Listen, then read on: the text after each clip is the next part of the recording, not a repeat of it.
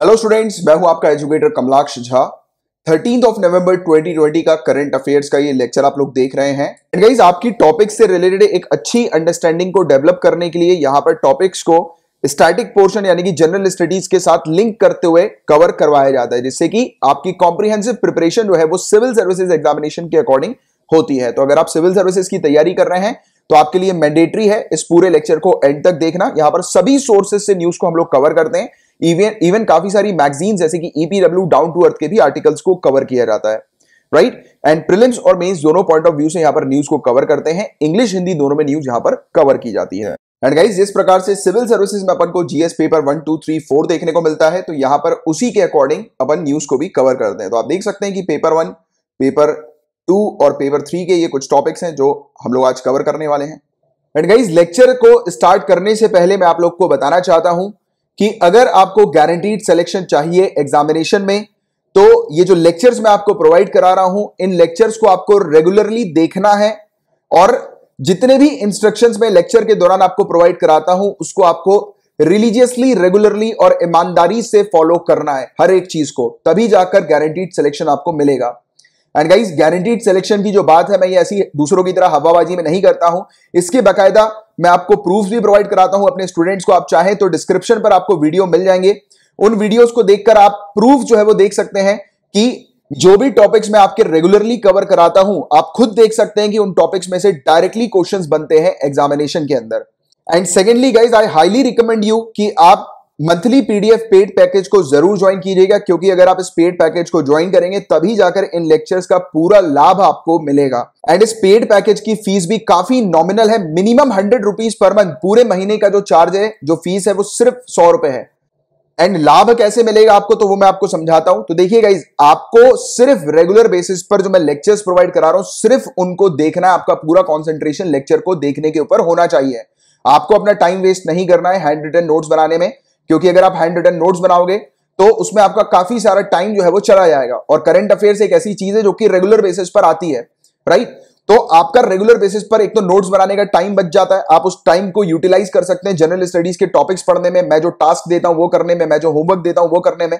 इसके अलावा ऑप्शनल की आप तैयारी कर सकते हैं, आंसर राइटिंग प्रैक्टिस आप कर सकते हैं, वो भी मैं आपको प्रोवाइड कराता हूं लास्ट में, कि एक क्वेश्चन देता हूं आपको रेगुलरली। तो सबसे पहला पॉइंट तो आपका टाइम यहां पर बचता है, राइट। और दूसरी चीज, आपके पास ready to read material available रहता है। अब देखो, आपको सुबह लेक्चर देखना होता है, रात में आपको सोने से पहले मैं लेक्चर्स के नोट्स आप तक प्रोवाइड करा देता हूं। तो आप सोने से पहले लेक्चर्स के ये नोट्स पढ़ते हैं, तो आपका क्या हुआ, पहली बार रिवीजन हो गया, फर्स्ट टाइम रिवीजन हो गया। इसके अलावा मैं आपको हर संडे को एक कंपाइलेशन देता हूं, पिछले हफ्ते में जितनी भी न्यूज आती है, जितनी भी न्यूज कवर्ड रहती है, जितने भी लेक्चर्स आप देखते हो, उसका एक सिंगल कंपाइलेशन आपको मिलता है, यानी कि एक ही पीडीएफ में पूरे हफ्ते की न्यूज कवर्ड रहती है। तो आपको दूसरी बार मैं पुश करता हूं कि रिवाइज करो, तो यह हो गया आपका दूसरा रिवीजन।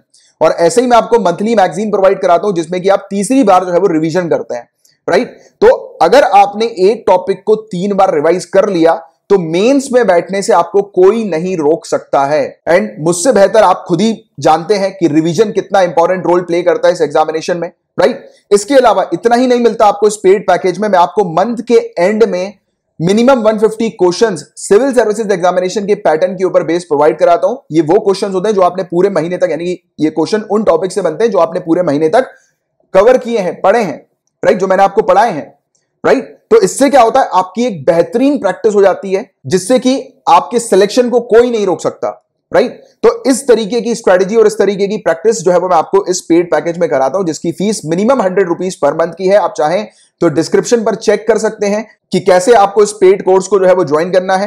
एंड गाइज, आप पहले लेक्चर देखिएगा, अगर आप नए आए हैं तो पहले लेक्चर देख लीजिए। अगर मैं जो आपको समझा रहा हूं वो अगर आपको समझ में आ रहा है, अच्छे से आपकी अंडरस्टैंडिंग बिल्डअप हो रही है, तो चैनल को सब्सक्राइब कर लीजिएगा एंड बेल आइकन पे भी जरूर हिट कीजिएगा। और सेम नाम से टेलीग्राम पर भी एक चैनल है जिसको आप ज्वाइन कर सकते हैं। एंड अगर आप फेसबुक पर हैं तो आप मेरे नाम कमलाक्ष झा को सर्च करके मुझे ऐड भी कर सकते हैं। सो गाइस, स्टार्ट करते हैं पेपर 1 की पहली न्यूज से। यहां पर बात करेंगे सैफरॉन के बारे में, केसर के बारे में।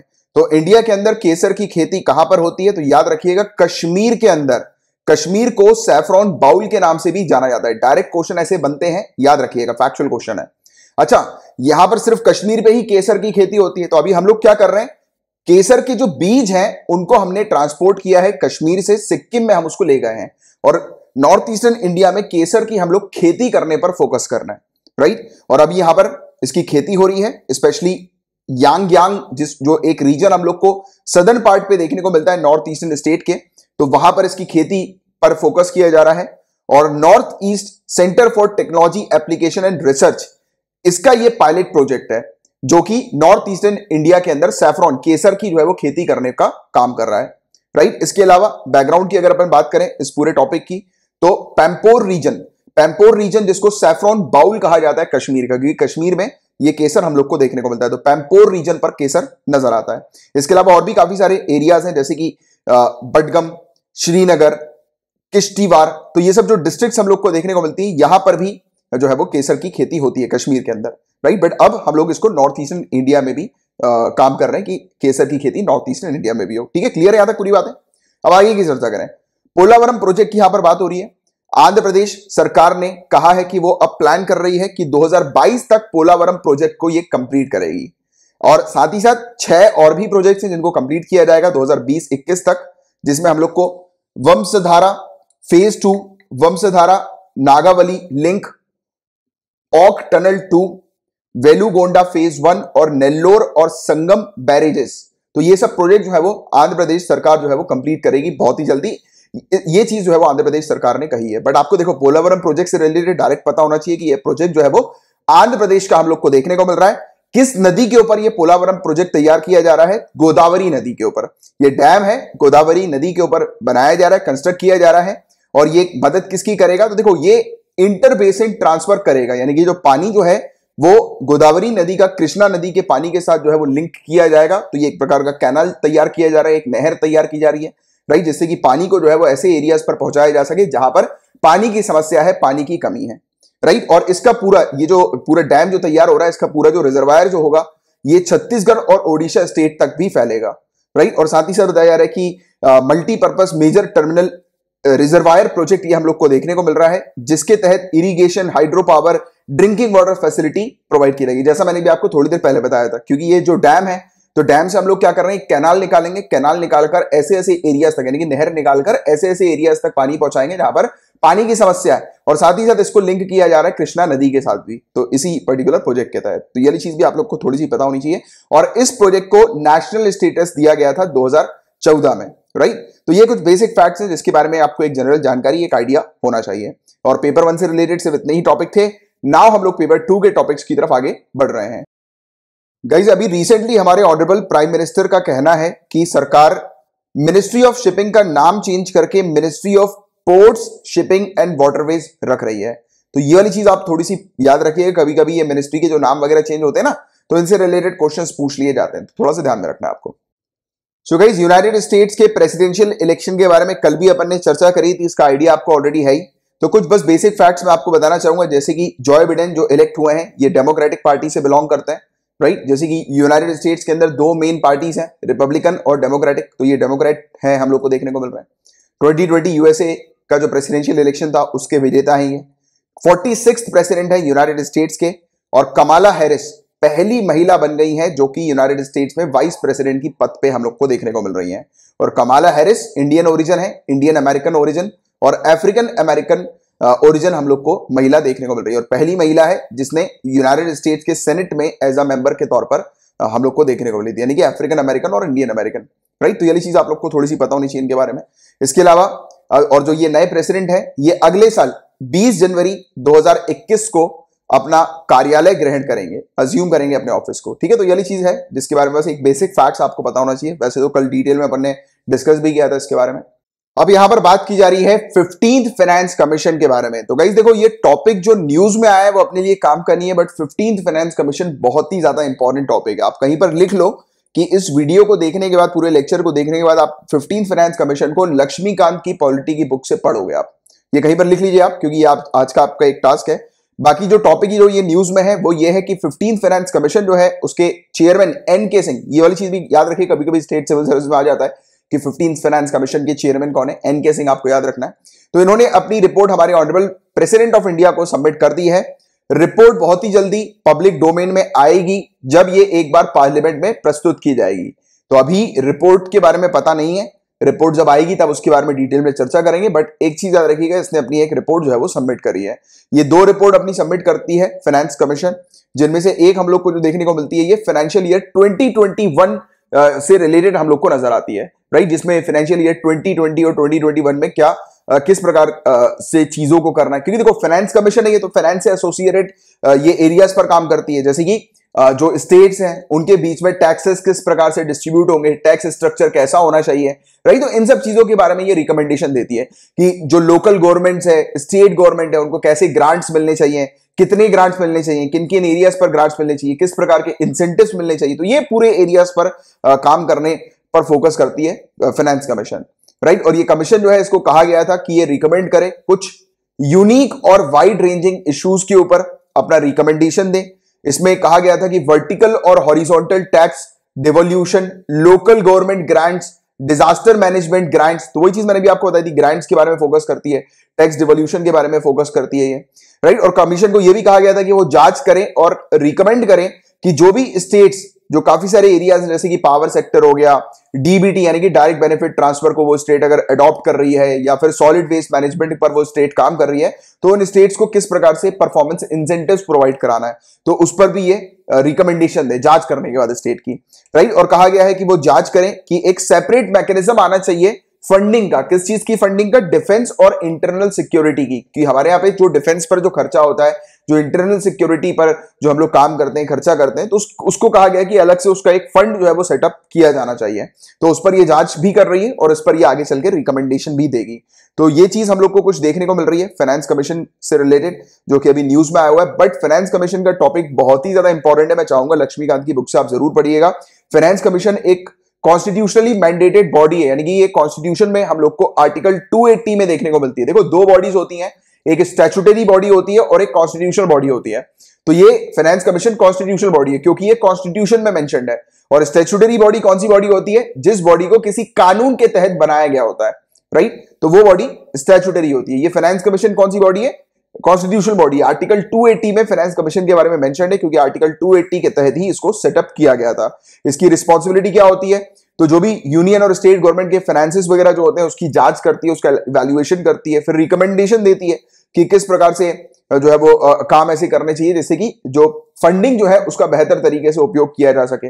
इसके अलावा टैक्सेस वगैरह पर भी फोकस करती है कि किस प्रकार से टैक्सेस जो है वो स्टेट्स के बीच में डिस्ट्रीब्यूट किए जाएंगे, शेयर होंगे टैक्सेस वगैरह, राइट। तो ये सब कुछ इसके काम होते हैं जिसके बारे में आपको एक आइडिया होना चाहिए, राइट। और अभी जैसे कि अगर आप एनसीईआरटी बैच में होंगे तो मैं आप लोग को एक और चीज बताना चाहता हूं कि हायर क्लासेस में इन सब चीजों के बारे में भी आपको पता लगेगा क्योंकि अभी अपन ने 6th क्लास की एनसीईआरटी पूरी कंप्लीट कर ली है, 7th क्लास की एनसीईआरटी शुरू हो गई। और जो भी स्टूडेंट्स बैच में एनरोल्ड है, आप लोग को पता लग रहा होगा कि किस लेवल के क्वेश्चन जो है वो सिविल सर्विसेज पूछ सकती है, या फिर 6th क्लास की ही एनसीईआरटी में आप लोग को समझ में आ गया होगा कि कितने इंपॉर्टेंट एरियाज हैं जहां से क्वेश्चंस उठाए जाते हैं। एंड गाइस, एक बार जब आप ये पूरे 800 क्वेश्चंस कवर कर लोगे ना, क्योंकि जो भी स्टूडेंट्स इस बैच में हैं, तो मिनिमम 800 क्वेश्चंस मैं पूरी एनसीईआरटी के कवर करवाऊंगा क्योंकि ये सेल्फ स्टडी कम टेस्ट सीरीज का बैच है जिसमें मैं डेली टारगेट्स देता हूं स्टूडेंट्स को। वो टारगेट्स अपने फिनिश करते हैं, अचीव करते हैं और उसके बाद फिर उनका एक टेस्ट होता है उसी टॉपिक्स के ऊपर। तो आपको लिमिटेड एरियाज के ऊपर आपसे टेस्ट लिया जा रहा है, तो इसलिए लिया जा रहा है जैसे कि आप लिमिटेड चीजें जब पढ़ रहे हैं तो उसके बाद फिर आप कितनी चीजों पे ध्यान दे पा रहे हैं जो कि सिविल सर्विसेज चाहती है कि उस एरियाज पे आप ध्यान दो, क्योंकि ये आपकी एक प्रैक्टिस है। और ट्रस्ट मी, 3 महीने के बाद आप इतने स्ट्रांग हो जाओगे कि आपके सामने जब क्वेश्चन आएगा तो उसको इजिली आप टैकल कर जाओगे, राइट। क्योंकि मैं जिस लेवल के क्वेश्चन प्रोवाइड कर रहा हूं, कुछ कुछ क्वेश्चन इजी लेवल के होते हैं, कुछ कुछ क्वेश्चन ऐसे होते हैं कि इसमें आप अगर ढंग से क्वेश्चन नहीं पढ़ रहे हो तो वो गलत हो जाएगा, राइट। क्यों? इसलिए मैं आपको कहता हूं क्वेश्चन जो भी हो रहा है सिविल सर्विसेज प्रीलिम्स में स्पेशली आपको एक एक वर्ड के ऊपर ध्यान देना है। तो होपफुली कि जो स्टूडेंट्स एनसीईआरटी बैच में उनको फायदा मिल रहा होगा और वो ये चीज सीख रहे होंगे क्योंकि सीखना बहुत जरूरी है, राइट। अच्छा, एक चीज और मैं आपसे बोलना चाहूंगा, बताना चाहूंगा, अभी बात निकली है इस बारे में। तो गाइस देखो, अगर आप मुझसे कुछ भी चीज पूछ रहे हो ना, अगर मुझे मैसेज कर रहे हो, किसी भी टॉपिक से रिलेटेड पूछना चाह रहे हो, तो गाइस मैं चाहूंगा कि आप जो मैं आपको रेगुलरली जो करंट अफेयर्स के लेक्चर्स पढ़ा रहा हूं, आप उस लेक्चर में अगर मैंने कोई टॉपिक पढ़ाया है तो उससे रिलेटेड आप मेरे सामने क्वेश्चन पूछ सकते हो, डाउट रेज कर सकते हो, या फिर अगर आपको कोई डाउट है एनसीईआरटी के किसी टॉपिक के ऊपर भी, तो भी आप मुझसे डायरेक्टली मुझे मैसेज करके पूछ सकते हो। बट एक बार ट्राई करना कि आप जो अपना जो ग्रुप है ना टेलीग्राम का, चैट लाइक ब्यूरोक्रेट्स का ग्रुप है, डिस्क्रिप्शन पर उसकी लिंक भी आपको मिल जाएगी, तो उस ग्रुप पे आप जरूर जाकर पहले क्वेश्चन वहां पर पूछ लीजिए और फिर वहां पे आपको आंसर नहीं मिलता तो मेरे पास क्वेश्चन रेज कीजिएगा। बट हाँ, शर्त सिर्फ इतनी है, जो चीज मैं पढ़ा रहा हूं उससे रिलेटेड आप पूछेगा। आप किसी दूसरे टॉपिक को मुझे एक्सप्लेन करने के लिए पूछेंगे तो फिर वो पॉसिबल नहीं है मेरे लिए भी, क्योंकि वो फिर टाइम कंज्यूमिंग वाला सिनेरियो होता है। तो जो मैं ऑलरेडी आपको पढ़ा चुका हूं उससे रिलेटेड मैं आपके डाउट्स क्लैरिफाई करूंगा, और डाउट रखिएगा आप। नहीं तो कुछ स्टूडेंट बोलते हैं कि सर ये पूरा टॉपिक समझा दो एक बार। अरे यार वो पॉसिबल नहीं, समझा दो मैं लेक्चर्स में आ ही रहा हूं ना आपको डेली बेसिस पर, तो थोड़ी सी वो चीज आप समझा करो, क्योंकि मेरे पास डेली बेसिस पर काफी सारे स्टूडेंट्स मैसेज करते हैं मुझे, और मैं मतलब सभी स्टूडेंट्स की जो भी चीज मैं पढ़ाया हुआ रहता हूं उसके पूरे के पूरे टॉपिक्स जो है वो आपको क्लैरिफाई कर देता हूं, राइट। बट हाँ, जो चीज मैंने पढ़ाई नहीं है अभी तक, क्योंकि आप देखो एनसीईआरटी बैच में हो तो आप मुझसे 6 क्लास की एनसीईआरटी से रिलेटेड या जो भी टॉपिक्स हैं या जो भी मैंने क्वेश्चन दिया है उससे रिलेटेड आप मेरे सामने डाउट रेज करोगे तो आपको भी पता है, अगर आपने कभी मुझे मैसेज किया होगा मैंने आपका डाउट पूरी तरह से क्लैरिफाई किया है। और मैक्सिमम चांसेस बताओ क्या होता है, मैं बच्चों को सिर्फ यही मैसेज करता हूं कि एक बार क्वेश्चन को ध्यान से पढ़ो, क्या लिखा है थोड़ा देखने की कोशिश करो। फिर बोलते हैं कि अरे हाँ सर सॉरी सर हमने देखा नहीं था वो करेक्ट और इनकरेक्ट लिखा है क्या। या फिर कभी कभी कुछ सेंटेंस होते हैं मैं ऐसे घुमा के देता हूं कि उनको लगता है कि अरे हाँ यार सर ये वाला वर्ड जो था उसके कारण पूरा चेंज हो गया है। तो यही प्रैक्टिस आपको करनी है। यूपीएससी इसी प्रकार से उछालती है, क्योंकि देखो सिविल सर्विसेज आपको सरल क्वेश्चन नहीं देगी, ये चीज अपने दिमाग में बैठा लेना, राइट। क्योंकि उनको चाहिए जो लिटरली यानी कि जो वाकई में इस एग्जाम की अच्छे से तैयारी कर रहे हैं, तो वो कैंडिडेट्स उनको चाहिए। अगर वो इजी क्वेश्चन देगी सिविल सर्विसेज तो सभी लोग पास कर जाएंगे ना, सभी लोग फिर आईएएस ऑफिसर बन जाएंगे। उनको तो मेरिट लोग चाहिए जो वाकई में मतलब अच्छे से तैयारी कर रहे हैं, राइट, और जो वाकई में उनका लेवल है इस एग्जाम को क्लियर करने का, तब वो डिमांड किया जाता है। तो इसीलिए वो लेवल जो होता है क्वेश्चन का वो इस प्रकार से बनता है, या फिर थोड़ा सा घुमा के बनाया जाता है आपके कंसंट्रेशन लेवल को चेक करने के लिए कि आप कितने कंसंट्रेशन के साथ इस एग्जाम की तैयारी कर रहे हैं। तो वही चीज आपकी प्रैक्टिस में आपकी करवा रहा हूं, और टेंशन नहीं है, पूरे साल ये चीज चलने वाली है। अभी 3 महीने का एनसीईआरटी का बैच है, जिन्हें स्टूडेंट्स ने नहीं एनरोल किया है जरूर कर लो, क्योंकि बहुत बेनिफिट मिलने वाला है। क्योंकि एक बार जब आप ये एनसीईआरटी के 800 क्वेश्चंस कवर कर लोगे, उसके बाद एग्जाम से पहले सिर्फ इस 800 क्वेश्चन के ऊपर सिर्फ अपनी नजर मार लोगे ना, तो आपका एनसीईआरटी पूरा फिनिश हो जाएगा। बट हाँ, मेहनत करनी पड़ेगी।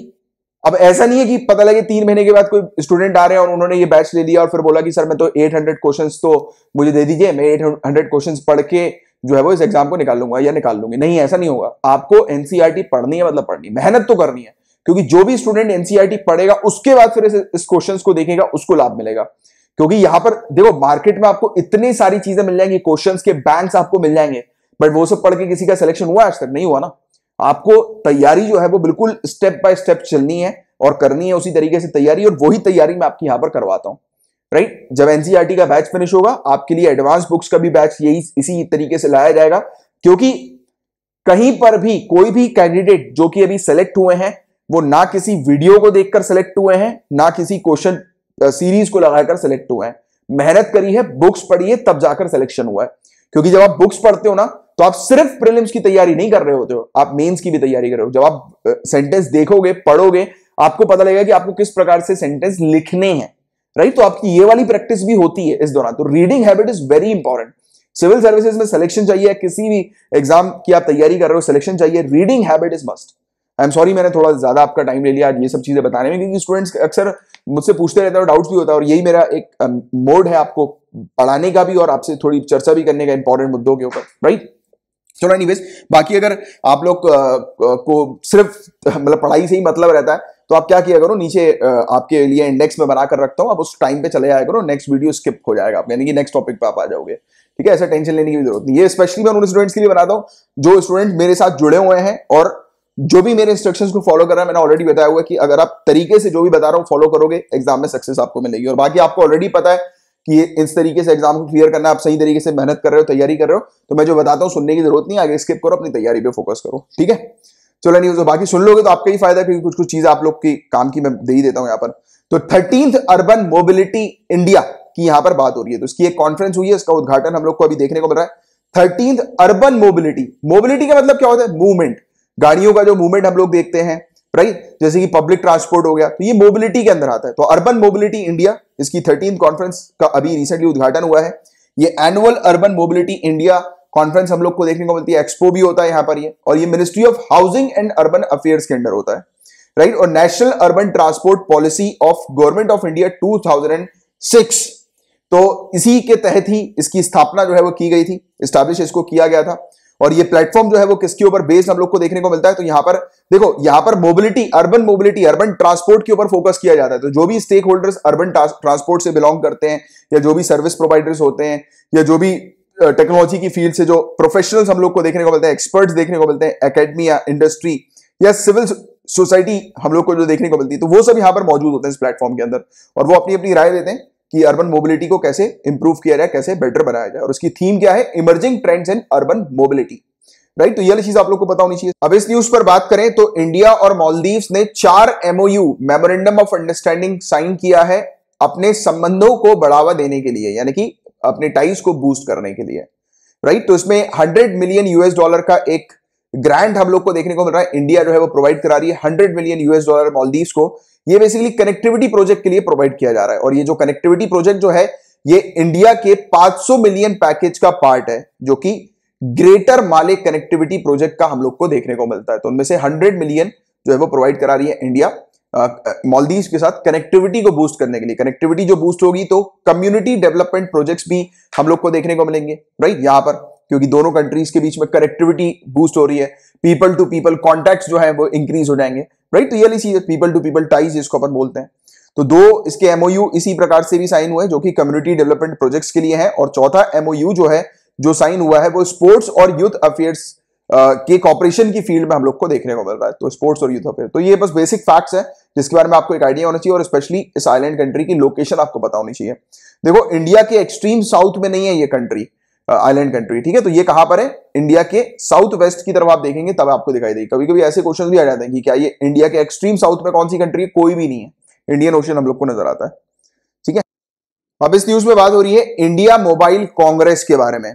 तो चौथा एडिशन है ये इंडिया मोबाइल कांग्रेस का, जिसका उद्घाटन अभी रिसेंटली हुआ है, और ये वर्चुअली कंडक्ट किया जा रहा है। इसकी जो थीम है वो है इंक्लूसिव इनोवेशन, समावेशी नवाचार, स्मार्ट वन, सिक्योर वन और सस्टेनेबल, स्मार्ट, सिक्योर और सस्टेनेबल। तो ये चीज आपको याद रखनी है। और ये जो कांग्रेस है इसको ज्वाइंटली ऑर्गेनाइज किया है डिपार्टमेंट ऑफ टेलीकम्युनिकेशन और cellular operators association of India के द्वारा। ये लार्जेस्ट डिजिटल टेक्नोलॉजी फोरम माना जाता है एशिया का, और ये सभी को, इंडस्ट्रीज हो गई, गवर्नमेंट हो गई एशिया की अलग अलग कंट्रीज की, और एकेडमिया यानी कि इंस्टीट्यूशंस वगैरह हो गए, और दूसरे इकोसिस्टम प्लेयर जो हम लोग को देखने को मिलता है, उनको सबको एक साथ लेकर आता है, जो कि डिस्कस करते हैं कि लेटेस्ट इंडस्ट्री टेक्नोलॉजी के ऊपर, कि कैसे नई नई टेक्नोलॉजीज लाई जाए, किस फील्ड के ऊपर मेनली फोकस किया जाता है, सस्टेनेबल डेवलपमेंट के ऊपर, आर्टिफिशियल इंटेलिजेंस के ऊपर, इंटरनेट ऑफ थिंग्स के ऊपर, इन सब एरियाज पर टेक्नोलॉजी, एडवांस टेक्नोलॉजीज लाने के ऊपर मेनली फोकस किया जाता है, राइट। तो ये एक प्रकार का फोरम हम लोग को देखने को मिलता है, एशिया का लार्जेस्ट डिजिटल फोरम कहा जाता है, याद रखिएगा, इंडिया मोबाइल कांग्रेस। अब बात करेंगे ओपेक प्लस के बारे में। तो क्या नीचे कमेंट बॉक्स पे कोई लिखकर बताएंगे कि ओपेक का फुल फॉर्म क्या है? तुरंत लिखकर बताइएगा, कि थोड़ी देर बाद इसका फुल फॉर्म आप लोग को पता लग जाएगा। ओपेक टॉपिक न्यूज में इसलिए है क्योंकि अभी recently OPEC plus oil output deal के लिए अश्योरेंस जो है वो सऊदी अरेबिया ने दिया है कि वो मार्केट में बैलेंस को एडजस्ट करेगी, क्योंकि ऑयल के प्राइसेस जो है वो उसमें उछाल, उसमें जंप हम लोग को देखने को मिला है। तो इसको लेकर ये ओपेक का टॉपिक न्यूज में था, और साथ ही साथ पी फिजर वैक्सीन का टॉपिक हम लोग को अभी न्यूज में देखने को मिला है, राइट। तो पी फिजर वैक्सीन के बारे में भी आगे चल के मैं आपको बताऊंगा, चर्चा करेंगे अपन इस पूरी वैक्सीन के बारे में। बाकी अभी मेन जो अपना जो टॉपिक है जो कि एग्जामिनेशन में आपसे पूछा जाएगा वो है ओपेक प्लस।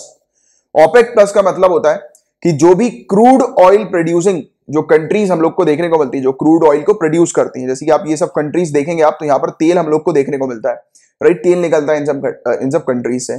तो ये कंट्रीज जो है उनका एक अलायंस है, एक संघ हम लोग को देखने को मिल रहा है इन कंट्रीज का, राइट, अलायंस है ये, राइट। और यहां पर इन लोग क्या काम करते हैं कि 2017 से ही ऑयल मार्केट जो है उसके सप्लाई में ये करेक्शन का काम करते हैं, कि ऑयल जो है, तेल जो है वो प्रॉपर तरीके से उसका सप्लाई होना चाहिए, तेल की प्रॉपर कीमत जो है वो जो ऑयल प्रोड्यूसिंग कंट्रीज जो है, जो प्रोड्यूसर्स हैं, उनको मिलनी चाहिए, और इवन जो डेवलपिंग कंट्रीज है उन तक भी पहुंच होनी चाहिए तेल की, यानी कि तेल जो होना चाहिए वो ना ही ज्यादा महंगा होना चाहिए, ना ही ज्यादा सस्ता होना चाहिए। इस प्रकार का काम करते हैं ये, कि डेवलपिंग कंट्रीज भी आसानी से तेल को इंपोर्ट करा सकें, उस पर उनको ज्यादा प्रेशर ना लगे, राइट, यानी कि ज्यादा कीमत जो है वो ना जाए उनकी, मतलब ऐसा होना चाहिए कि जिससे प्रोड्यूसर का भी नुकसान ना हो और कंज्यूमर का भी नुकसान ना हो। तो उस पर ये बेसिकली काम करते हैं OPEC plus countries, right.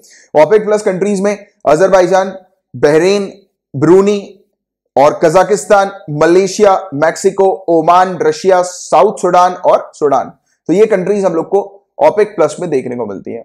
OPEC की बात करें, ओपेक का फुल फॉर्म क्या है? Organisation of the petroleum exporting countries. नाम से समझ में आ रहा है, जो कंट्रीज पेट्रोल को एक्सपोर्ट करती है, पेट्रोलियम एक्सपोर्ट करती है, तो वो कंट्रीज इस ओपेक के अंदर आती है। बगदाद इराक के अंदर इसका फाउंडेशन हुआ था जब एक एग्रीमेंट साइन किया गया था सितंबर 1960 में। उसके तहत ये मतलब ओपेक आई थी, इसका फाउंडेशन हुआ था। और ये जो कंट्रीज हैं जो हम लोग को देखने को मिलती है फाउंडिंग कंट्रीज इसकी ओपेक की, वो है Iran, Iraq, Kuwait, Saudi Arabia, Venezuela, right. और ये जो है फाउंडर मेंबर्स के तौर पर हम लोग को नजर आती है, जैसा मैंने भी आपको बताया। और ओपेक एक परमानेंट इंटर गवर्नमेंटल ऑर्गेनाइजेशन है। इंटर गवर्नमेंटल आपने देख लिया, अलग अलग कंट्रीज हम लोग को देखने को मिलती है, उनका एक ऑर्गेनाइजेशन है, राइट, और परमानेंट है ये।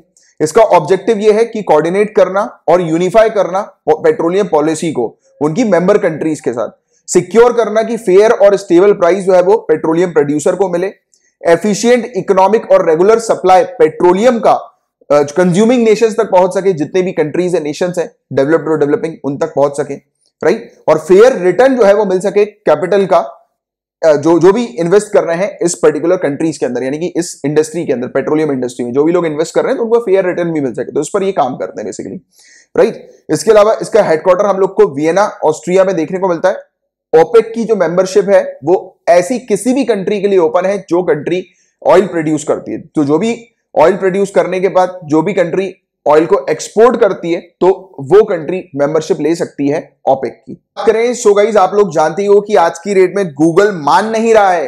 गूगल जो है उसके बारे में अपन ने चर्चा भी करी थी कि एंटी ट्रस्ट का इशू गूगल के अगेंस्ट हम लोग को देखने को मिला था, राइट। और ना ही सिर्फ इंडिया के अंदर बल्कि बहुत सारी ऐसी कंट्रीज है जिन्होंने गूगल के ऊपर आरोप लगाया है कि गूगल जो है वो अपनी मनमानी कर रहा है, गूगल जो है वो डिस्क्रिमिनेट कर रहा है, फ्री और फेयर मार्केट जो हम लोग को देखने को मिलता है तो उसके अगेंस्ट काम कर रहा है ये, राइट। अब कैसे ये काम कर रहा है तो पहले भी मैं आप लोग को बता चुका हूं। जैसे कि अपन जब मोबाइल फोन परचेज करते हैं तो उस मोबाइल फोन में आपने देखा होगा कि काफी सारी जो एप्लीकेशंस होती हैं वो पहले से ही उसमें इंस्टॉल्ड होती हैं। एंड्रॉइड मोबाइल फोन्स की मैं बात कर रहा हूं, पहले से ही उसमें एप्लीकेशंस वगैरह इंस्टॉल्ड रहती है, राइट। तो गूगल क्या कर रहा है, जो भी मोबाइल फोन कंपनी अगर गूगल की एप्लीकेशन रख रहा है या फिर गूगल के बताए गए जो रिकमेंडेड जो एप्लीकेशंस है कि प्री इंस्टॉल्ड मोबाइल फोन्स में आनी चाहिए, तो वो अगर रख रहे हैं वो एंड्रॉइड मोबाइल फोन की कंपनी, तब उन कंपनीज को गूगल हेल्प कर रहा है, सहायता प्रोवाइड करा रहा है। बाकी जो कंपनीज गूगल की जो एप्लीकेशंस है वो प्री इंस्टॉल करके अपने मोबाइल फोन में नहीं रख रही है तो उन कंपनीज की वेरियस सर्विसेज जो है वो गूगल रेस्ट्रिक्ट कर रहा है। तो इस प्रकार की चीजें जो है वो गूगल की तरफ से यहां पर सामने नजर आ रही हैं, देखने को मिल रही हैं।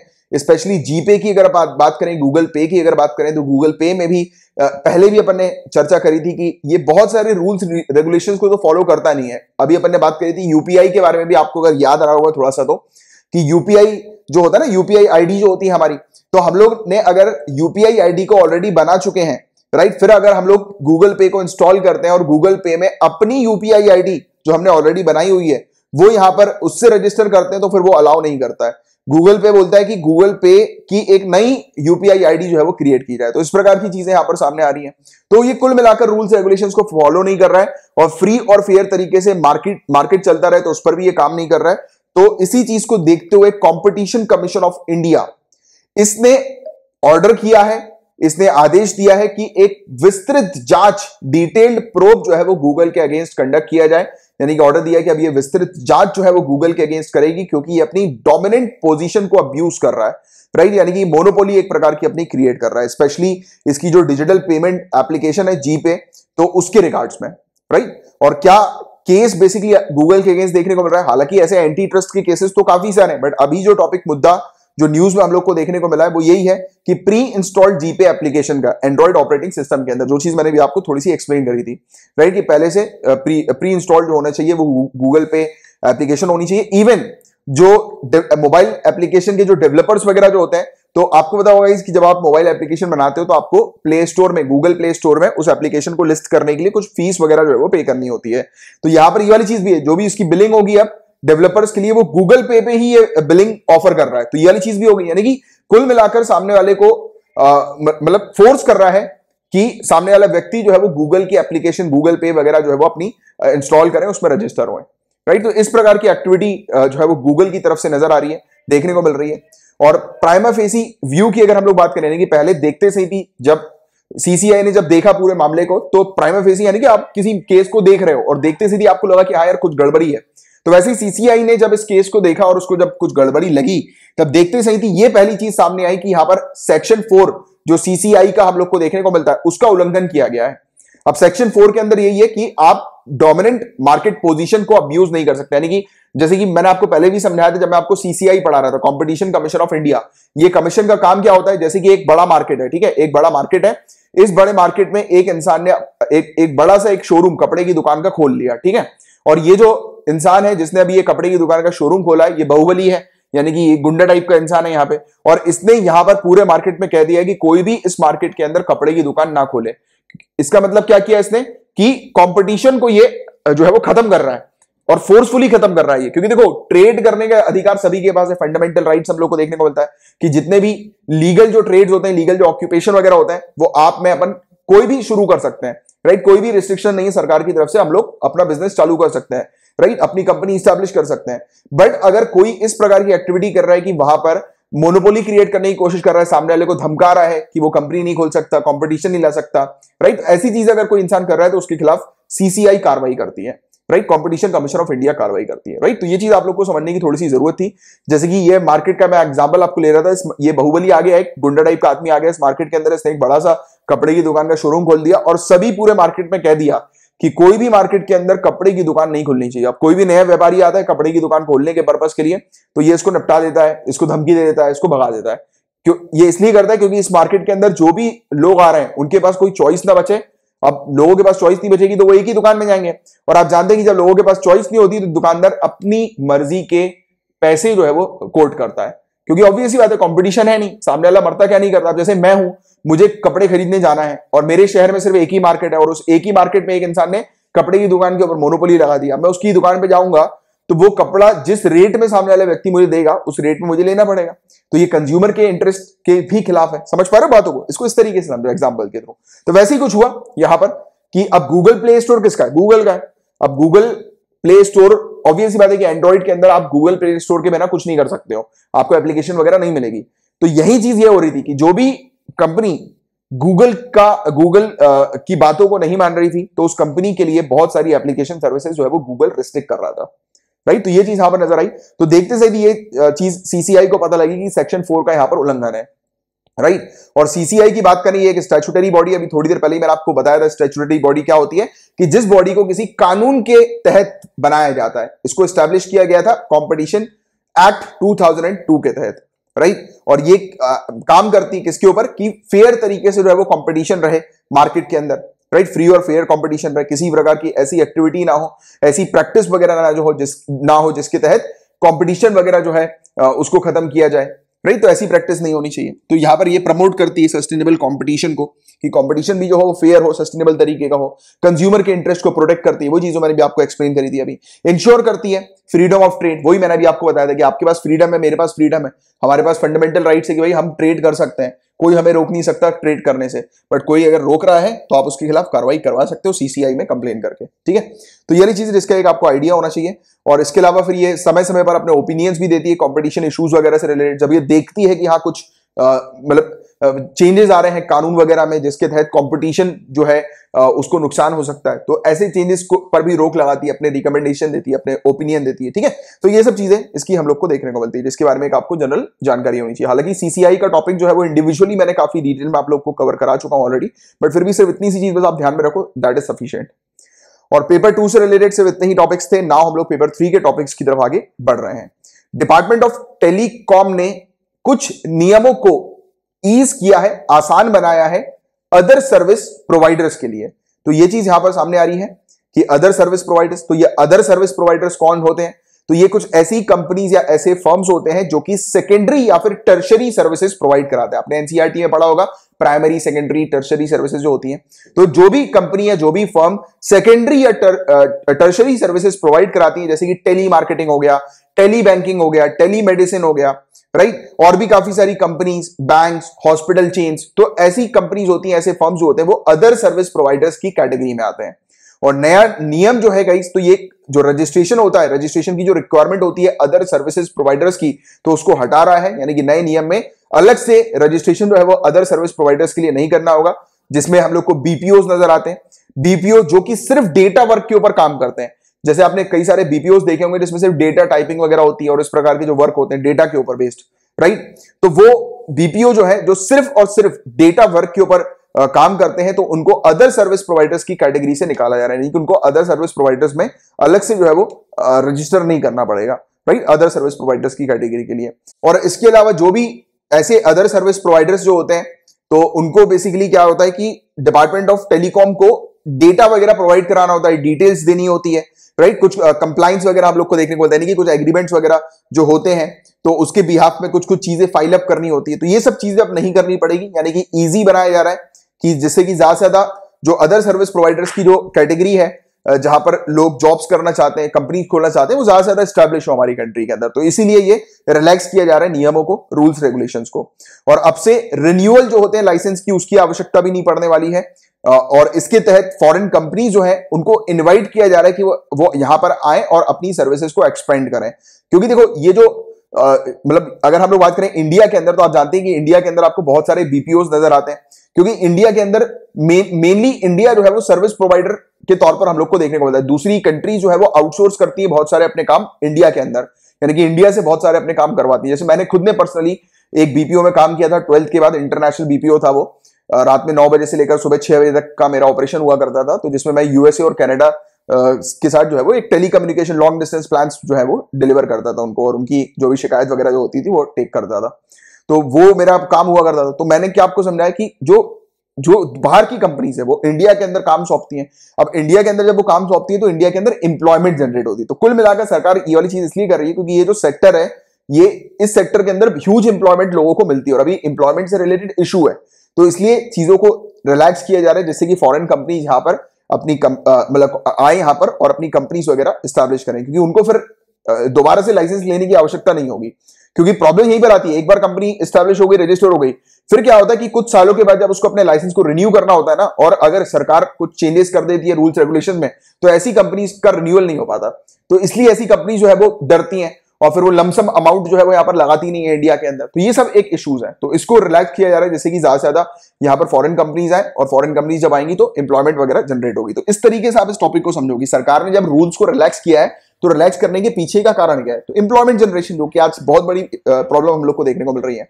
और ये जो इंपॉर्टेंट चेंज जो हम लोग को नजर आ रहा है, राइट, जिसमें डेटा बेस्ड हम लोग को अदर सर्विस प्रोवाइडर्स जो देखने को मिलेंगे, तो वो अब बीपीओ से हट चुके हैं, यानी कि अब वो बीपीओ की बिजनेस प्रोसेस आउटसोर्सिंग की कैटेगरी में हम लोग को अब नजर नहीं आएंगे। इसका मतलब ये हुआ कि ऐसे फर्म्स जो है वो बिना किसी स्ट्रिक्ट गाइडलाइंस के जो है वो काम कर सकेंगे। इनको कोई स्ट्रिक्ट गाइडलाइंस जो है फॉलो अप नहीं करनी होगी, बिना किसी स्ट्रिक्ट गाइडलाइन से ये काम कर सकते हैं, राइट। तो ये वाली चीज है जिसके बारे में बस आपको एक आइडिया होना चाहिए, जनरल जानकारी होनी चाहिए।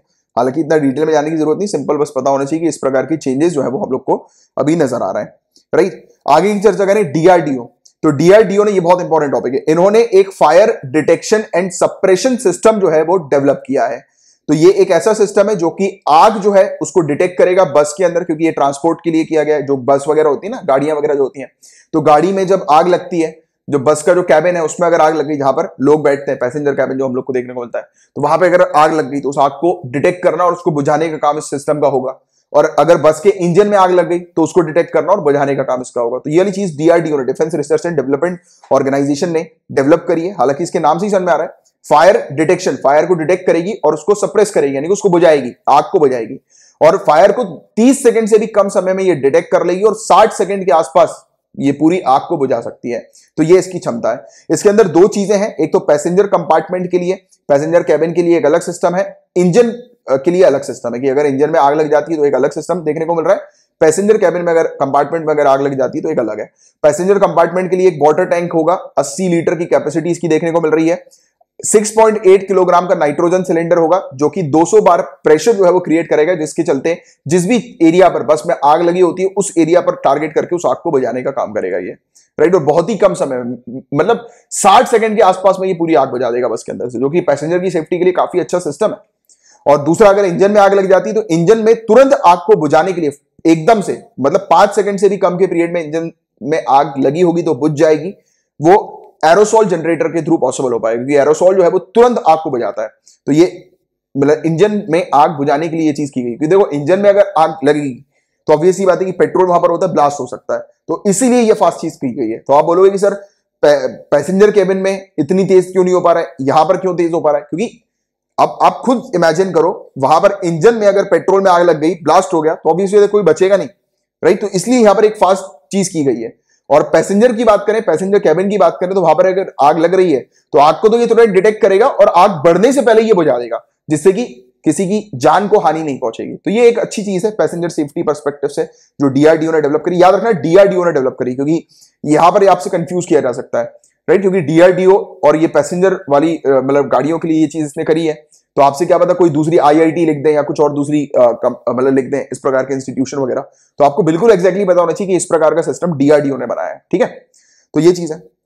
आगे की बात करें, एंटी सैटेलाइट मिसाइल को डीआरडीओ भवन में इंस्टॉल किया है। एंटी सैटेलाइट मिसाइल कौन सी हमारी कंट्री की एंटी सैटेलाइट मिसाइल? जल्दी से नीचे कमेंट बॉक्स में लिखकर बताओ, बिना देखे जल्दी से लिख दो अभी तुरंत, वीडियो को पॉज करके। पता होना चाहिए यार, ये तो बहुत ही इंपॉर्टेंट है। मिशन शक्ति।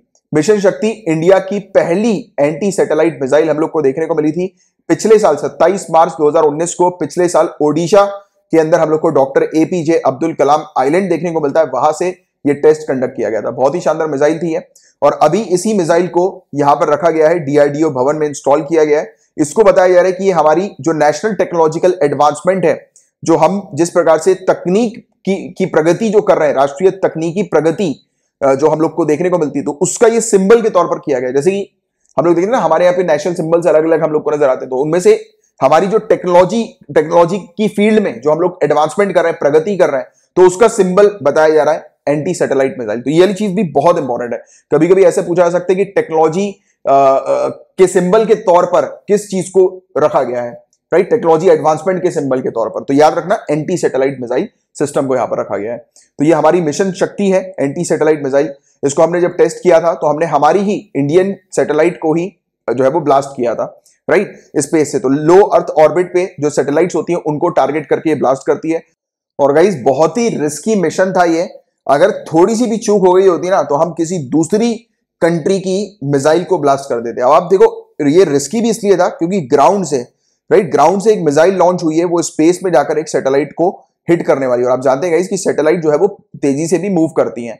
इस बीच अगर थोड़ी सी भी चूक होती है ना एक्यूरेसी की, तो अगर इससे चूक कर अगर दूसरी कंट्री की सैटेलाइट को ये ब्लास्ट कर देती, तो दूसरी कंट्री के साथ एक तो दुश्मनी हो जाती, दूसरी इंटरनेशनल फोरम में बहुत बुरी हालत हो जाती इंडिया की।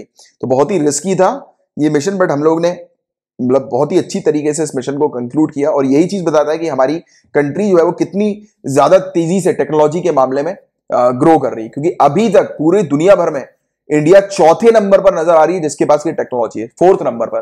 क्या आप मुझे बताएंगे नीचे कमेंट बॉक्स पर लिखकर कि और इसके अलावा 3 कंट्रीज और कौन सी है जिनके पास ये मिसाइल सिस्टम टेक्नोलॉजी हम लोग को देखने को मिल रही है, एंटी सैटेलाइट मिसाइल सिस्टम जिनके पास है?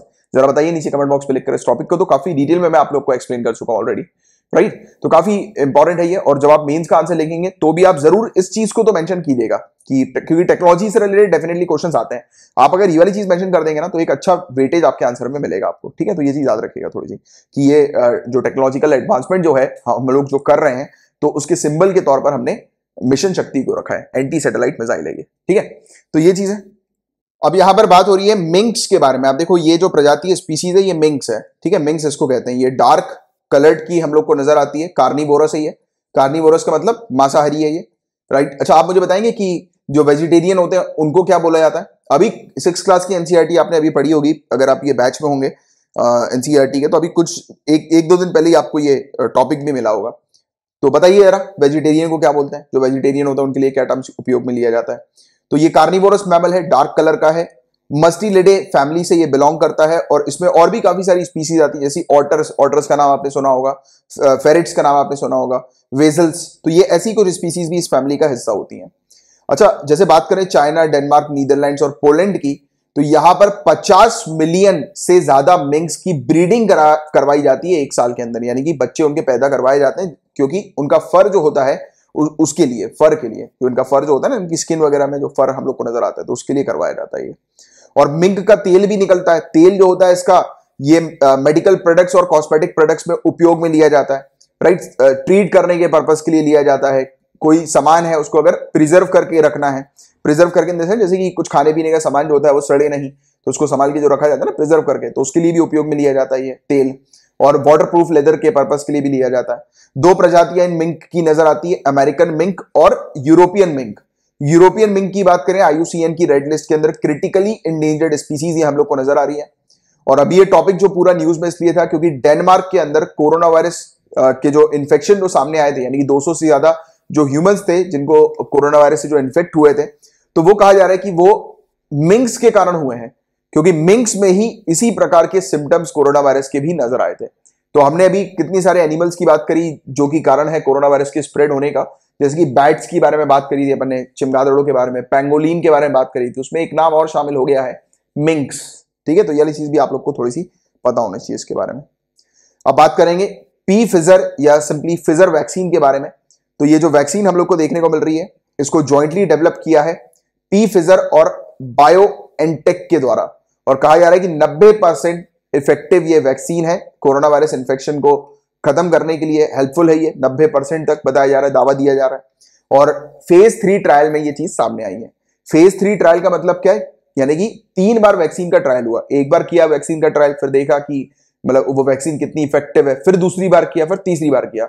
ये इस प्रकार से एक बार जब वैक्सीन का ट्रायल होता है तो उसका मतलब होता है कि श्योरिटी होने लगती है कि हाँ ये वैक्सीन जो है वो इफेक्टिव है। तो वैक्सीन की जो एफिशिएंसी जो हम लोग को, एफिकेसी जो हम लोग को देखने को मिलती है और सेफ्टी जो हम लोग को देखने को मिलती है, तो उसको डिटरमाइन करने के पर्पस के लिए ये इस प्रकार से ट्रायल्स होते हैं, राइट। क्योंकि पहली बार ट्रायल में पता लगता है कि हाँ यार कुछ लोग को फायदा हुआ, कुछ को नहीं हुआ, फिर उसको और अच्छे से इंश्योर करने के लिए दूसरी बार होता है, फिर तीसरी बार होता है। तो लगातार जब आप ट्रायल करोगे, जैसे कि आप मेंस का आंसर लेकर रहे हो, आप लगातार मेंस के आंसर की प्रैक्टिस करोगे, लगातार आप टेस्ट वगैरह देते जाओगे, तो ऑब्वियस सी बात है कि आप जो है वो और अच्छी तरीके से आपकी प्रिपरेशन होती रहेगी, आपको पता लगने लगेगा कि हाँ यार आपका लेवल जो है वो प्रिपरेशन का कहां पर है।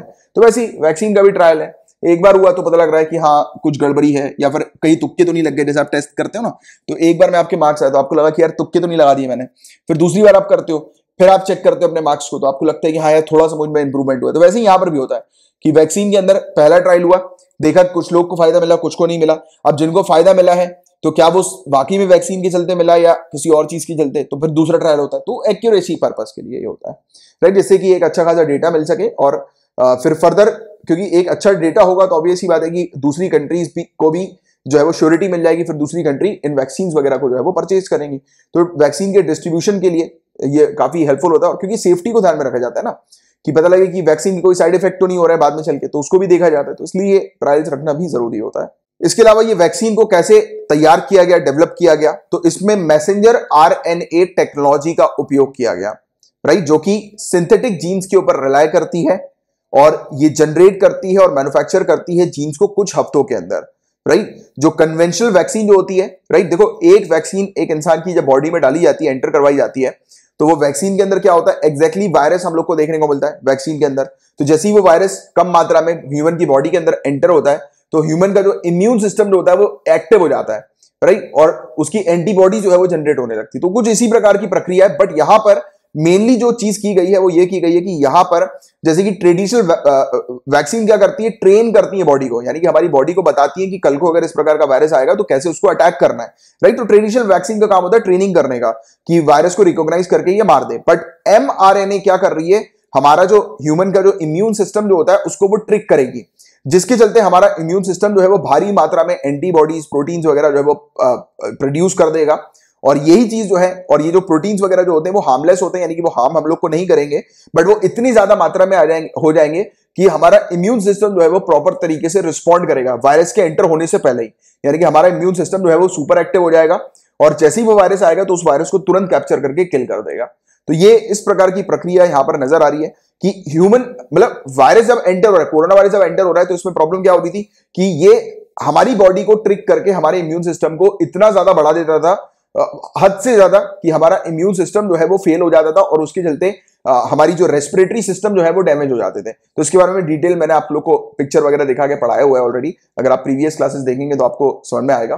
बट अगर आप 2021 की तैयारी कर रहे हैं तो मेरा यही सलाह है कि आप जनवरी 2020 से लेकर पूरे जितने भी करंट अफेयर्स है वो कवर करते हुए चलिए, राइट। इसके लिए आपके लिए एक फैसिलिटी भी अवेलेबल है, आपको अगर मैगजीन चाहिए तो मैगजीन भी मैंने अवेलेबल करा रखी है आप लोगों के लिए, डिस्क्रिप्शन पर पूरी डिटेल्स उसकी आपको मिल जाएंगी, राइट। तो वो आप ले सकते हैं, मैगजीन को आप पढ़ते चलिए, क्योंकि देखो वीडियो देखना और मैगजीन से पढ़ना उसमें डिफरेंस हो जाता है।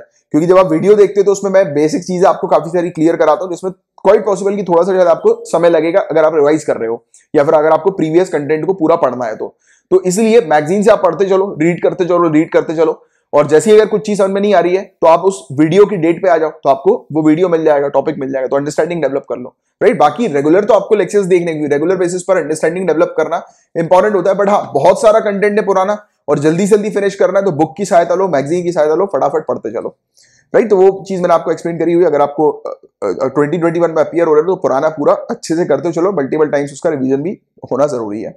तो मैं भी आपको यही चीज बता रहा था कि ये क्या करता है, हमारे इम्यून सिस्टम के अंदर जब वायरस आता है तो हमारे इम्यून सिस्टम को वो सुपर एक्टिव कर देता है, जिससे कि हमारे लिए ही वो हमारा इम्यून सिस्टम खतरनाक हो जाता है, राइट। बट यहां पर ये वैक्सीन क्या कर रही है, ये वायरस के एंटर होने से पहले हमारे इम्यून सिस्टम को जो है वो बढ़ा रही है, राइट। यानी कि उसको प्रोवोक करके उसको बोल रही है कि जो है वो एंटीबॉडी जनरेट करो।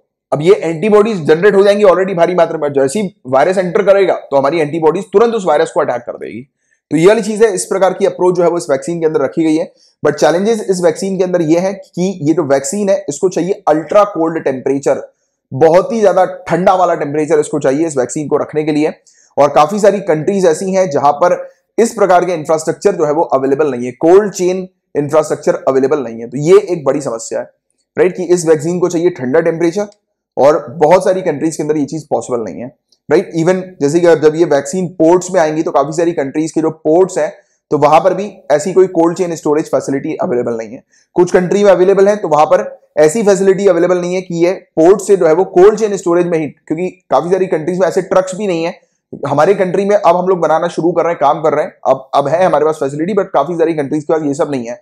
उनके पास ऐसे ट्रक्स नहीं है जो कि कोल्ड चेन स्टोरेज के ऊपर बेस्ड हो, राइट। वहां पर ऐसी वेयर हाउस नहीं है, ऐसी जगह नहीं है जहां पर ये कोल्ड चेन स्टोरेज जो है वो स्टोर करके रखा जा सके, राइट। तो ये चीज है, तो ये एक चैलेंज के तौर पर नजर आ रहा है। इसके अलावा प्रॉब्लम ये भी है कि ये वैक्सीन तो एक बार इंसान को दे दी तो ये वैक्सीन कितने दिनों तक, कितने महीनों तक या कितने सालों तक उस इंसान को प्रोटेक्ट करके रख सकती है, क्योंकि ये वैक्सीन तो हमारे इम्यून सिस्टम को एक्टिवेट कर देगी, बट वायरस आया नहीं, फिर वो इम्यून सिस्टम जो है वो कुछ समय के बाद तुरंत जो है वो डीएक्टिवेट होगा और फिर जब वो डीएक्टिवेट होगा फिर बाद में वायरस आ गया तो दिक्कत आ सकती है। तो ये भी एक बड़ा चैलेंज है यहाँ पे।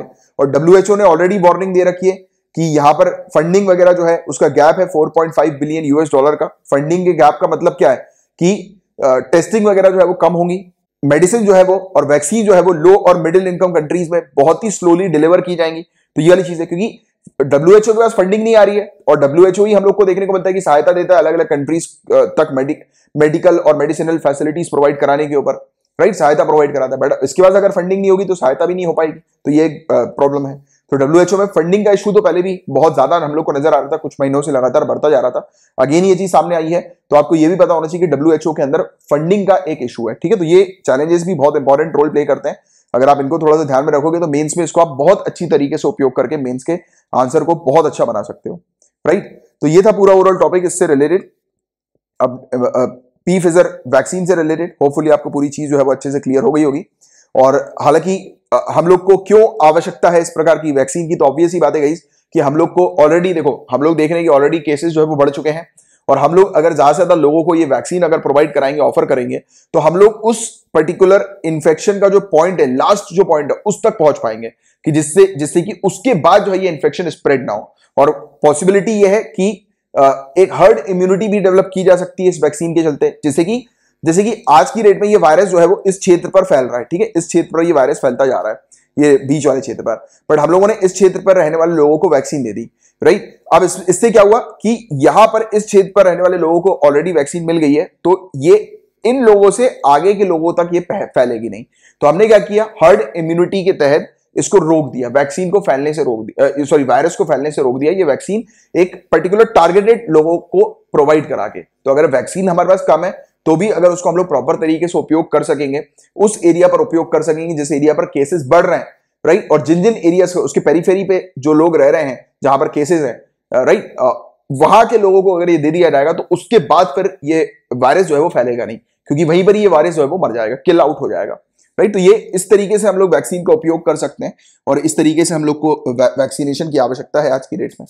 तो ये चीज है जिसका एक आइडिया आपको होना चाहिए। अब इस टॉपिक को डिस्कस करें तो गाइस देखो, कई बार अपन देख चुके हैं कि फटाकों के कारण जो है वो पोल्यूशन लेवल राइज हो जाता है, एयर क्वालिटी जो है वो डाउन होती हुई नजर आ रही है। तो एनजीटी ने भी फटाकों को ही लिंक किया है कि फटाकों की बिक्री जो है तो वो कारण बन रही है एयर क्वालिटी के डाउन होने का, राइट। जो एयर क्वालिटी हम लोग को डाउन होती नजर आ रही है, तो इसलिए एनजीटी ने टोटली बैन कर दिया है कि कहीं पर भी जिस क्षेत्र पर जो पुअर और पिछले साल यानी कि जो एयर क्वालिटी जो थी वो खराब हुई थी, राइट, यानी कि कम हुई थी, जिस क्षेत्र पे जिस एरिया पर उन सिटीज पे उन टाउन्स पे किसी भी प्रकार की बिक्री नहीं होगी फटाकों की और किसी भी प्रकार का उपयोग नहीं किया जाएगा फटाकों का एनसीआर क्षेत्र में, राइट। और ऐसे क्षेत्र में जहां पर एयर क्वालिटी जो है उसका लेवल डाउन है। और साथ ही साथ बैन कर दिया है कि 9 नवंबर से लेकर 30 नवंबर तक ये फायर क्रैकर्स की सेल्स को, बिक्री को और उसके उपयोग को, राइट। और दूसरे जो डायरेक्शंस दिए गए हैं वो ये दिए गए हैं कि सभी स्टेट्स और यूनियन टेरिटरीज के अंदर जो गवर्नमेंट है, सरकार जो है, तो उनको कुछ इनिशिएटिव लेकर आना चाहिए जिसके चलते जितने भी सोर्सेस हैं पोल्यूशन के उसको रोका जाए, राइट। क्योंकि कोविड-19 का सिनेरियो हम लोग को देखने को मिल रहा है और ये रेस्पिरेटरी इश्यूज इसमें बहुत ज्यादा होते हैं कोविड-19 में, तो इन सब इशू को जो है ये बढ़ा देगा। क्योंकि पोल्यूशन जो है, ऑब्वियसली बात है कि पोल्यूशन जब होता है तभी भी काफी सारे लोगों को सांस लेने की प्रॉब्लम होती है, इश्यूज होने लगते हैं, और कोरोना वायरस तो डायरेक्टली हिट करता है रेस्पिरेटरी सिस्टम को, तो इसलिए इन सब चीजों को कहा गया है। इसके अलावा सिटीज और टाउन्स जहां पर एयर क्वालिटी मॉडरेट या उससे नीचे की हम लोग को नजर आ रही है, तो वहां पर सिर्फ और सिर्फ ग्रीन क्रैकर्स ही फोड़े जाएंगे, राइट, और बेचे जाएंगे। और टाइमिंग जो होगा वो 2 घंटे का होगा कि 2 घंटे का टाइम है तो इस बीच पटाखों को फोड़ना है, राइट। और यही सेम चीज जो है वो ना ही सिर्फ दिवाली के लिए रखी गई है, बाकी छठ के लिए भी, न्यू ईयर, क्रिसमस के लिए भी, और भी इस प्रकार के जो इवेंट्स हम लोग को देखने को मिलते हैं, तो उसमें भी जो राज्य सरकार जो है वो इन गाइडलाइंस का फॉलो करेगी कि 2 घंटे का समय दिया जाएगा पटाखों को फोड़ने का। और रिसेंटली ट्राइब्यूनल ने एक्सपेंड कर दिया है कि जो पोल्यूशन से रिलेटेड जो मामले जो ट्राइब्यूनल सुनती थी दिल्ली एनसीआर क्षेत्र के, तो अब बढ़ा दिया गया है और 19 राज्यों और यूनियन टेरिटरीज को भी कहा गया है जहां पर एयर क्वालिटी जो है वो बिलो है, नीचे हम लोग को नजर आ रही है, तो कहा जा रहा है कि वहां पर भी एयर पोल्यूशन की सुनवाई जो है वो होगी, कंडक्ट की जाएगी, राइट। और सेंटर जो है वो काम करेगी राज्यों के साथ और प्रिवेंट करेगी कि आसपास की जो क्षेत्र हम लोग को नजर आते हैं दिल्ली रीजन के और आसपास के क्षेत्र और या फिर इंडिया के अंदर कहीं पर भी जो किसान जो है वो दिवाली के समय पर या फिर दिवाली के बाद जो है वो स्टबल बर्न ना करें। आपको पता होगा कि भूसा जो होता है, किसान जो है वो भूसे को जला देते हैं, राइट, अपनी फार्म को क्लीन करने के लिए, क्लियर करने के लिए। तो इसके बारे में पहले भी अपन चर्चा कर चुके हैं स्टबल बर्निंग के बारे में। तो ये सेंटर जो है वो राज्यों के साथ मिलकर फोकस करेगी कि कहीं पर भी स्टबल बर्निंग के केसेस ना हो, राइट। और क्योंकि ये सब चीजें जो होती हैं वो हेल्थ और प्रोडक्टिविटी के ऊपर कॉस्ट हम लोग को इसमें बहुत ज्यादा देखने को मिलता है, हानिकारक हम लोग को नजर आती है, राइट। देखो इसके अलावा और क्या चीजें करनी चाहिए, तो देखो सिर्फ डैमेज कंट्रोल ही आज की डेट में पॉसिबल है, राइट, कि हानि की भरपाई जो है वो पॉसिबल है। और जो फायरवर्क इंडस्ट्री जो हम लोग को देखने को मिलती है, अगर उनकी हम लोग चर्चा करें तो आप लोग जानते हैं कि जो लोग फटाके बनाते हैं, फटाकों के ऊपर डिपेंडेंट होते हैं, जिनका जीवन, लाइवलीहुड वगैरह, तो उनके लिए काफी प्रॉब्लम वाली सिचुएशन है। और अगर हम लोग ऐसी स्टेट्स की बात करें जैसे कि तमिलनाडु, यहां पर 90% फायर क्रैकर्स प्रोड्यूस किए जाते हैं, राइट, और यहां पर 2300 करोड़ रुपए का प्रोडक्शन यहां पर हम लोग को देखने को मिलता है, राइट, जो कि क्लेम किया जाता है। तो अब इतने सारे वर्कर्स हैं जो कि, और या फिर इतने सारे इंडस्ट्रियलिस्ट हैं जो कि इस बिजनेस के ऊपर, फायर क्रैकर बिजनेस के ऊपर डिपेंडेंट है, तो उनका क्या होगा।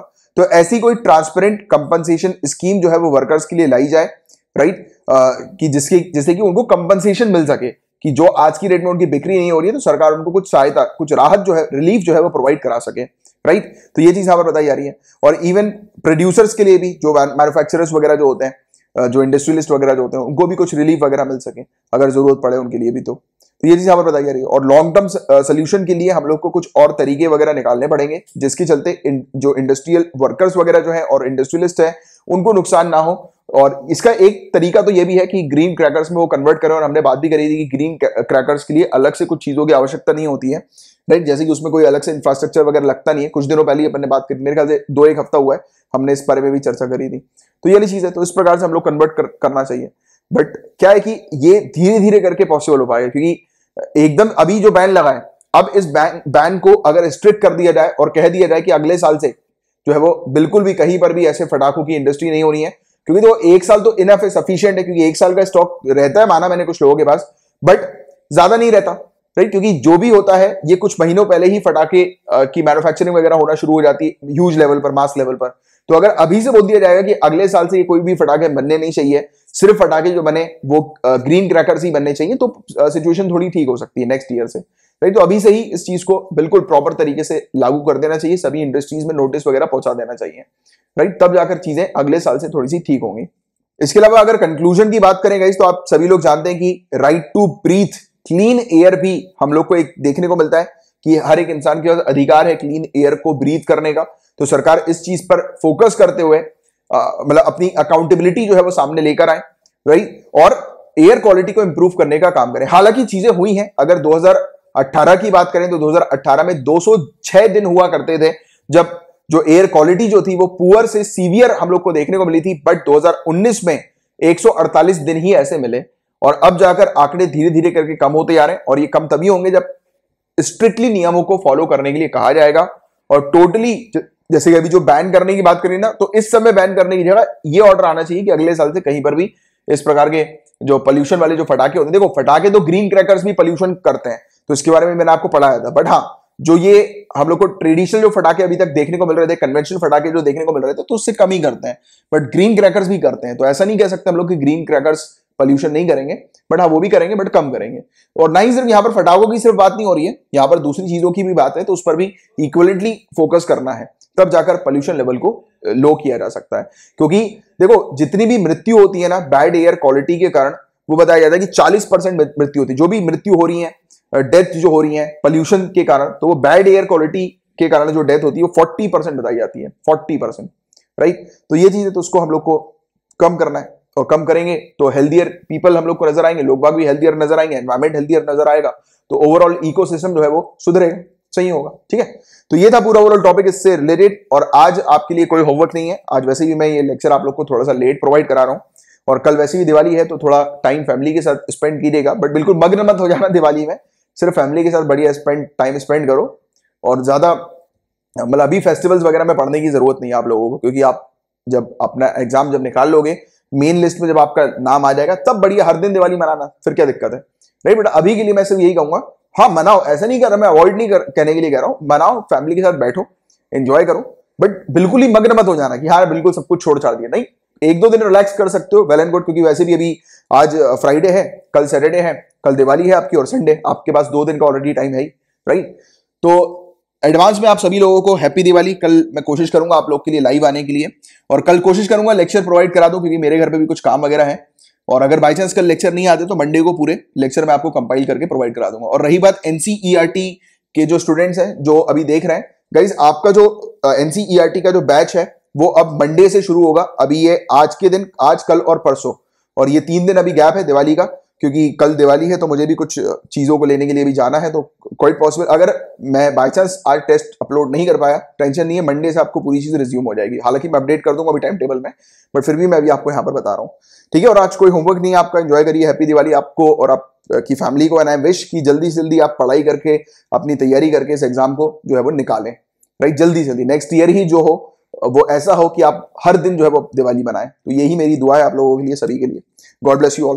एंड पीडीएफ के बारे में आप लोग को ऑलरेडी स्टार्टिंग में लेक्चर के इन्फॉर्मेशन में दे चुका हूं। अगर आपको लेक्चर पसंद आया है तो लाइक का बटन हिट कीजिएगा, शेयर जरूर कर दिएगा गाइज, और अगर आप नए आए हैं तो चैनल को सब्सक्राइब कीजिएगा और बेल आइकन पे भी जरूर हिट कीजिएगा। फेसबुक पर अगर आप हैं तो आप मेरे नाम को सर्च करके मुझे ऐड कर सकते हैं, कनेक्ट कर सकते हैं, मुझसे कनेक्ट हो सकते हैं।